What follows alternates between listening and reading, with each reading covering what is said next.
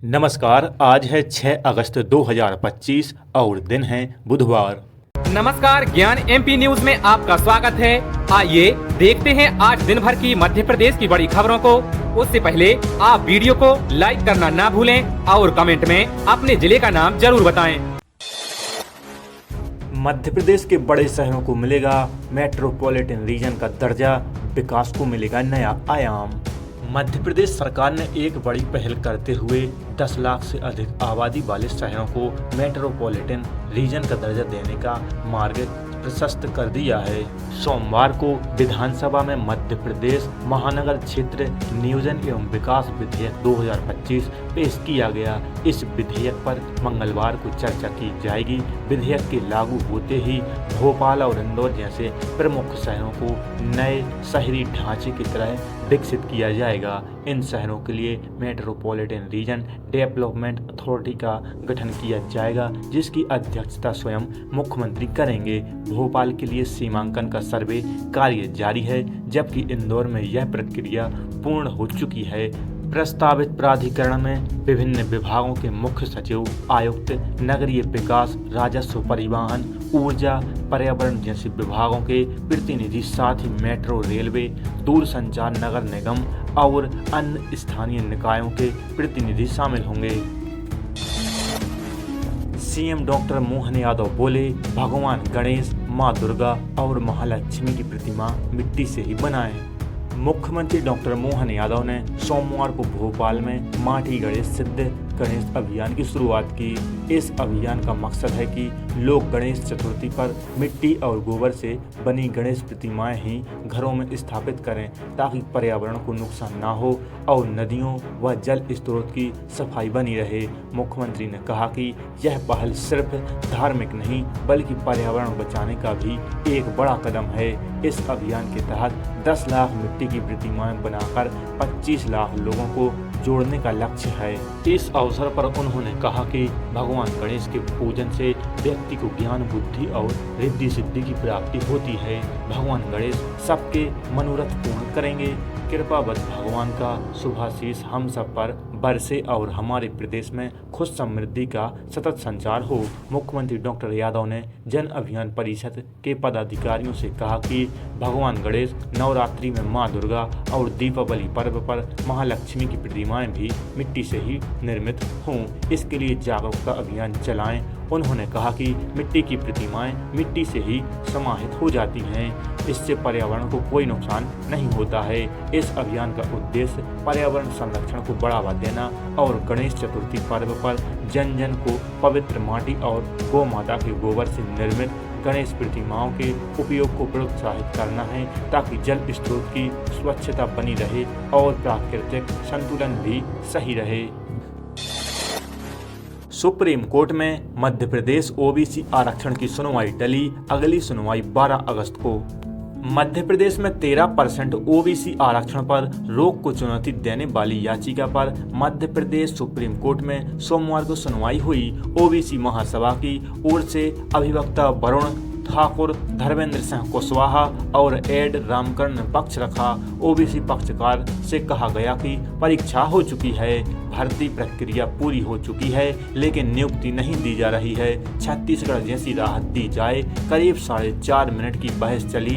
इस पर अनारक्षित वर्ग द्वारा 50% से अधिक आरक्षण नहीं दिया जाने पर बात रखी गई, लेकिन सुप्रीम कोर्ट ने इस मामले को अगले मंगलवार को सबसे पहले सुनवाई के लिए रखने का आदेश दिया है। गौरतलब है कि मध्य प्रदेश में 2019 में ओबीसी को 27% आरक्षण देने के लिए एक्ट पास हुआ था, लेकिन अभी तक भर्तियां नहीं हो रही हैं और मामला सुप्रीम कोर्ट में विचाराधीन है।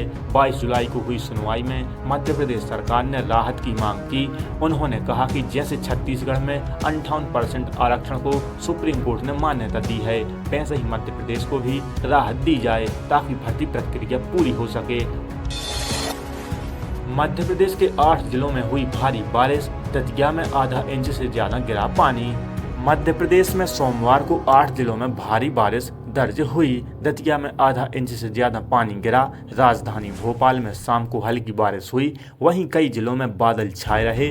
प्रदेश के तापमान में भी बढ़ोतरी हुई है। मौसम विभाग का कहना है कि उत्तरी हिस्से के ऊपर से एक ट्रफ और साइक्लोनिक सर्कुलेशन की एक्टिविटी है।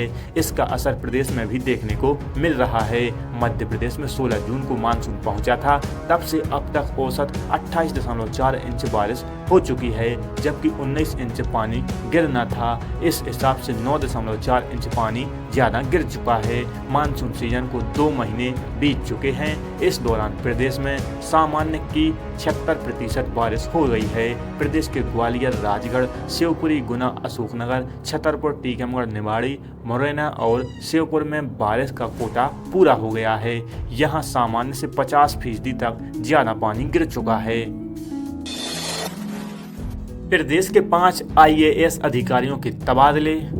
प्रदेश सरकार ने सोमवार को प्रशासनिक फेरबदल करते हुए भारतीय प्रशासनिक सेवा के 5 अधिकारियों के तबादले किए। साथ ही 4 वरिष्ठ अधिकारियों को अतिरिक्त जिम्मेदारियां सौंपी गईं। सामान्य प्रशासन विभाग द्वारा इस संबंध में आदेश जारी किए गए। पदस्थापना की प्रतिछारत 1997 बैच के IAS अधिकारी मनीष सिंह को तकनीकी शिक्षा, कौशल विकास एवं रोजगार विभाग का प्रमुख सचिव एवं खेल एवं युवा कल्याण विभाग की अतिरिक्त जिम्मेदारी सौंपी गई। IAS अधिकारी GV रश्मि को महिला एवं बाल विकास विभाग का सचिव बनाया गया। मध्य प्रदेश बीज एवं फार्म विकास निगम के प्रबंध संचालक एवं किसान कल्याण एवं कृषि विकास विभाग के सचिव अनुराग सक्सेना को मध्य प्रदेश राज्य कृषि विपणन बोर्ड में अपर प्रबंध संचालक बनाया गया है।